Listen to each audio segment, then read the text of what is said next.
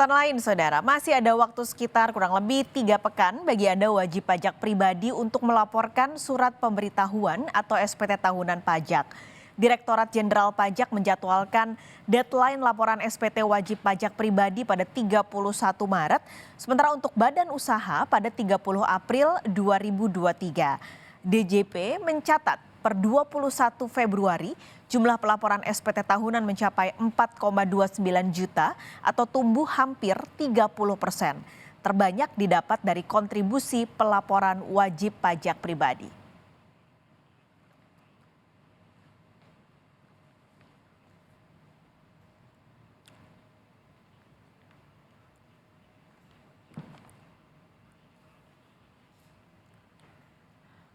Tak hanya terus mensosialisasikan dan juga mengajak masyarakat untuk lapor SPT tahun ini, Kementerian Keuangan juga terus mengejar target penerimaan pajak sebesar 2.000 triliun rupiah di tengah terpaan kasus gaya hidup mewah pejabat pajak dan juga bea cukai. Adakah strategi anyar yang dilakukan Kementerian Keuangan saat ini? Kita akan berbincang pagi ini bersama staf ahli Menteri Keuangan bidang kepatuhan pajak Yon Arsal. Pak Yon, halo, selamat pagi Pak. Selamat pagi Mbak Riri. Oke, ini di tengah usaha pemerintah nih Pak. Sekarang lagi gencar untuk mengajak masyarakat lapor pajak, tapi juga ada sisi lain adalah target yang cukup besar 2.000 triliun. Betul, Mbak Kita Riri. tidak bisa menutupi kasus yang sedang menerpa sebenarnya Pak. Nah, kira-kira nih adakah nanti perubahan ataupun strategi baru saat ini untuk mengejar target pajak dan juga mensosialisasikan soal SPT ini Pak? Baik, terima kasih Mbak Riri. Satu terkait dengan target pajak ya, memang sudah sebagaimana di target APBN. Untuk target perpajakan tadi kita Mbak Riri sampaikan di tahun 2023 ini kita Kementerian Keuangan Republik Indonesia kita ditargetkan untuk penerimaan perpajakan sendiri itu ditargetkan penerimaannya sebesar 2.021 triliun. Untuk Direktorat Jenderal Pajak sendiri itu ditargetkan mencapai 1.718 triliun Mbak Riri. Nah ini memang target sesuai dengan APBN 2023. Nah tadi disampaikan juga bahwa bagaimana dengan SPT ya kita sampaikan bahwa ini memang sudah di bulan Maret dan ini memang untuk wajib pajak orang pribadi ini adalah bulan jatuh temponya penyampaian SPT untuk wajib pajak orang pribadi. Data terakhir yang kami kumpulkan per kemarin malam Mbak Riri itu jumlah SPT yang disampaikan itu sudah hampir 6 juta, tepatnya 5,98 juta SPT yang disampaikan. Sebagian besar itu disampaikan oleh wajib pajak orang pribadi, hampir 5,80 juta wajib SPT disampaikan oleh wajib pajak orang pribadi. Sementara tahun lalu periode yang sama itu disampaikan oleh sekitar 4,90 juta SPT disampaikan. Artinya pertumbuhan SPT yang disampaikan itu sekitar 22% Mbak Riri. Jadi ini tentu menunjukkan pertumbuhan yang cukup baik menurut kami dan kami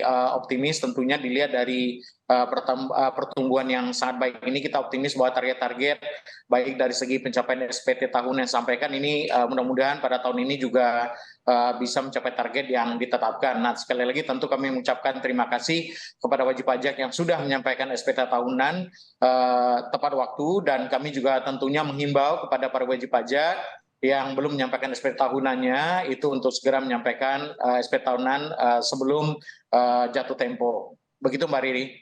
Oke, ini sebenarnya kabar yang cukup gembira karena bisa kita simpulkan masyarakat sekarang sudah mulai aware untuk lapor di awal-awal Pak. Karena biasanya ini suka hang nih kalau deket-deket deadline. Tapi targetnya Betul, untuk SPT ini berapa sih Pak untuk tahun ini pelaporannya?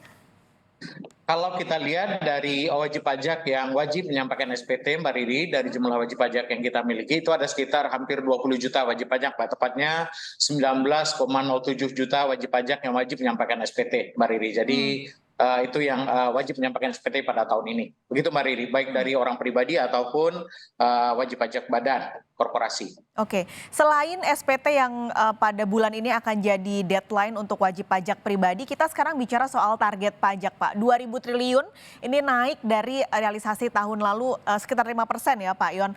Nah, ini gimana? Apakah target pajak tahun ini Kementerian Keuangan cukup optimis mengingat di Januari juga ada pertumbuhan yang cukup besar year on year-nya sekitar 48% ya Pak. Nah bagaimana dengan target ataupun apakah nanti di APBNP akan ada perubahan melihat kondisi-kondisi di 2 bulan awal ini Pak Yon? Alhamdulillah betul Mbak Riri, kalau kita lihat perkembangan penerimaan kita di bulan Januari 2023 ini tentu memberikan sinyal yang sangat baik. Kalau kita lihat perkembangan penerimaan pendapatan negara, pendapatan penerimaan perpajakan sendiri itu mencapai pertumbuhan yang cukup menggembirakan. Hampir 40% pertumbuhannya, tepatnya di angka 38,9% Mbak Riri. Hmm. Penerimaan pajak sendiri yang dikumpulkan oleh DJP itu pertumbuhnya 48,6%, sementara penerimaan kepabeanan dan cukai itu tumbuh negatif 3,4%. Tapi ini tentu masih banyak tantangan yang harus kita lihat dan kita pertimbangkan melihat kondisi geopolitik, ekonomi, dan harga komoditas yang tentu karena bulan pertama ya Mbak Riri, tentu Hmm. kita masih tentu sebagaimana disampaikan oleh Ibu Menteri, kita tetap optimis namun tentu tetap perlu mencermati dan waspada terhadap berbagai perkembangan dan kondisi yang mesti harus tetap kita perhatikan dan kita cermati ke depan Mbak Riri. Namun demikian, melihat berbagai perkembangan ekonomi yang terjadi pada tahun 2022 dan kemudian kita cermati juga terjadi pada bulan Januari 2023 ini, kita tentu melihat berbagai sisi optimis tadi. Dan Hmm. kalau kita cermati juga rilis BPS yang terbit pada tahun 2023 ini, kita melihat tentu sisi optimis tadi muncul karena perekonomian domestik yang sangat kuat dengan pertumbuhan ekonomi kita tahun 2022 kemarin mencapai 5,3%, kemudian pertumbuhan itu tercermin dari hampir seluruh daerah merata, kemudian kita lihat hampir di seluruh sektor, tentu untuk menjadi basis yang kuat bagi perkembangan ekonomi kita di tahun 2023. Nah, kalau karena pertumbuhan penerimaan pajak, perpajakan tentunya tidak terlepas dari pertumbuhan ekonomi Mbak Riri. Hmm. Ketika ekonomi kita kuat, kemudian tenaga kerja, serapan tenaga kerja kita baik, ya tentunya pertumbuhan penerimaan pajaknya juga akan cukup baik. Begitu Mbak Riri. Oke, ini tapi ada kira-kira strategi yang akan diterapkan hingga nanti akhir tahun, Pak Yon, apa Pak? Pada prinsipnya pertumbuhan penerimaan pajak itu ada dua, Mbak Riri. Satu yang berasal dari yang kita sebut dengan pengawasan pembayaran massa, yang berasal dari pengawasan atas voluntary compliance-nya wajib pajak, kepatuhan sukarela wajib pajak, begitu Mbak Riri, yang berasal Hmm. dari kepatuhan yang berasal dari kepatuhan sukarela wajib pajak, gitu ya. Dari kelihatan dari pergerakan harga komoditas, pergerakan dari pergerakan perekonomian yang itu diawasi oleh petugas pajak, petugas kami di lapangan.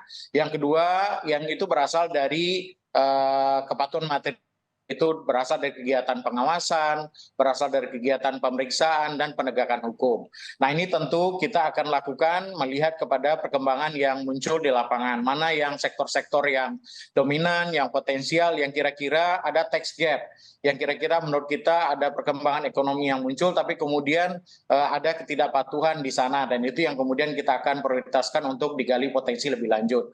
Nah, ini tentu kita melalui kita saat ini tentu sudah mengembangkan compliance risk management Mbak Ridi di Hmm. tempat kita mempunyai analisis risiko juga, menentukan pemetaan terhadap sektor-sektor bahkan sampai ke level wajib pajak mana yang menurut analisis kita berpotensi untuk tidak patuh, dan itulah tentu yang berdasarkan analisis ini akan kita tindak lanjuti, dan ini akan kita lakukan juga terus-menerus di tahun 2023. Dan di samping itu tentu kita juga akan selalu secara konsisten untuk menindaklanjuti implementasi dari Undang-Undang HPP yang sudah kita implementasikan sejak tahun 2022, dan ini tentu juga sudah memberikan dampak yang cukup besar Mbak Riri, baik dari kemarin sudah kita implementasikan kenaikan tarif PPN 1% yang membawa dampak yang sangat signifikan pada penerimaan kita pada tahun 2022.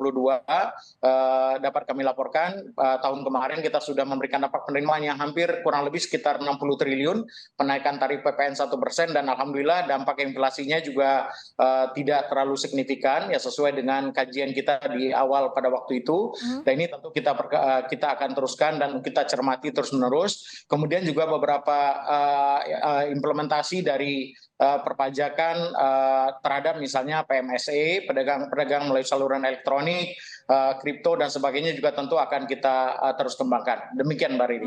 Ini kan semua sudah disusun dengan sedemikian rupa untuk bisa memenuhi target pada tahun ini. Tapi Pak, ini kemarin sempat ada ajakan untuk boikot pajak begitu. Tapi Pak Yon mungkin bisa memberi gambaran untuk masyarakat. Apa sih sebenarnya resiko ketika target pajak yang sudah ditentukan ini ternyata meleset atau kurang dari target? Apakah mungkin ada dampak kepada pembangunan infrastruktur atau kepada dana bansos begitu Pak? Apa sih sebenarnya dampaknya? Ya, terima kasih Mbak Riri. Ini tentu pertanyaan yang sangat kami tentu berharap ini tidak terjadi. Kalau kita lihat Mbak Riri, kalau bagaimana uang pajak ini sangat berperan dalam pembangunan kita, begitu ya, Mbak Riri ya. Mhm. Kalau kita cermati selama 3 tahun terakhir, ini kalau kita lihat data Mbak Riri, apalagi selama musim PEN kemarin ya, kalau kita lihat penerimaan perpajakan itu sendiri, Mbak Riri, itu kan berkontribusi hampir 77% dari pendapatan negara. Dan penerimaan dari pajak sendiri yang dikumpulkan oleh DJP berkontribusi rata-rata dalam 3 tahun terakhir antara 65-70% dari pendapatan negara. Artinya ini kalau kita lihat apabila penerimaan ini terganggu, tentu dampaknya adalah kepada pembiayaan pembangunan. Selama masa PEN kemarin kita lihat bahwa pemerintah misalnya selama 3 tahun kurun waktu PEN kita 2020, 2021, 2022, selama masa pandemi kita lihat bagaimana pemerintah telah mengalokasikan dana yang cukup banyak untuk penanggulangan pandemi dan pemulihan ekonomi. 2020 pemerintah mengalokasikan 578 triliun untuk penanganan pandemi dan pemulihan ekonomi. 2021 kita mengelola 655 triliun dan di tahun 2022 seiring dengan pemulihan ekonomi kita lihat tapi pemerintah masih mengeluarkan hampir 400 triliun. Nah, rata-rata Mbak Ridi kalau kita kemudian terganggu pengeluaran kita karena penerimaan pajak yang kemudian tidak optimal, dapat kita bayangkan bagaimana kemudian juga akan terganggu sisi belanjanya. Nah, kalau kita lihat misalnya Mbak Riri, dari sisi perlindungan sosial misalnya, rata-rata pemerintah selama 4 tahun terakhir itu mengeluarkan tidak kurang dari 400 triliun untuk belanja perlindungan sosial. Untuk kesehatan, pemerintah mengeluarkan tidak kurang dari 200 sampai 300 triliun per tahun. Apalagi dalam masa PEN misalnya untuk kesehatan itu kita 300 triliun di tahun 2021 dan rata-rata di antara 200 sampai 300 triliun. Untuk pendidikan Mbak Riri kita tidak pernah kurang mengeluarkan hampir dari 500 triliun. Tahun 2022 misalnya itu hampir 480 triliun. Begitu juga dengan untuk subsidi BBM. Tahun kemarin adalah tahun tertinggi kita mengeluarkan untuk subsidi dan kompensasi bahan bakar dan yang lain-lain itu kita keluarkan hampir 550 triliun kurang lebih. Jadi Mbak Riri, penerimaan perpajakan adalah salah satu urat nadi sumber utama dari pembiayaan pembangunan. Kalau ini tentu ini banyak hal juga yang tentu tidak dapat dibiayai oleh pembiayaan pembangunan kita tentu juga akan terganggu dan kami tentu tidak berharap ke sana. Dan tentu sebagaimana disampaikan dalam berbagai kesempatan oleh Menteri Keuangan Republik Indonesia bahwa kasus ini tentu akan kita tangani dengan cermat, kasus hukumnya kita serahkan kepada penegak hukum dan secara internal tentu juga kasus ini sebagaimana disampaikan di berbagai kesempatan juga telah diproses sesuai dengan ketentuan yang berlaku. Demikian Mbak Riri. Mudah-mudahan tentu kita di sisi yang satu kita seluruh aparat Kementerian Keuangan khususnya di Direktorat Jenderal Pajak, Direktorat Jenderal Bea dan Cukai, kami berharap tentunya tetap bisa fokus dalam melaksanakan tugas utamanya dalam mengumpulkan penerimaan, dalam melakukan pengawasan, sehingga seluruh tugas dan fungsi tetap berjalan dengan optimal, sehingga tugas utama dalam mengelola, mengadministrasikan penerimaan negara tetap berjalan dengan baik, penerimaan tetap bisa optimal, sehingga seluruh kegiatan pembangunan yang sudah direncanakan itu tetap dapat berjalan dengan optimal, sehingga kemudian juga seluruh rencana-rencana pembangunan tetap bisa kita laksanakan dengan baik sebagaimana telah dicerminkan atau dituangkan di dalam APBN kita di tahun 2023 dan di tahun-tahun yang akan datang. Demikian. Jadi tetap on the track, tapi tentu penggunaannya benar-benar sesuai dengan penempatan, transparan dan bersih, Pak, supaya masyarakat juga bisa menerima pajak yang ditarik oleh pemerintah untuk masyarakat. Pak Yon, terima kasih pagi ini sudah berbincang di Kompas Bisnis. Sampai ketemu lagi, sehat selalu Pak Yon. Terima kasih Mbak Riri, salam sehat selalu.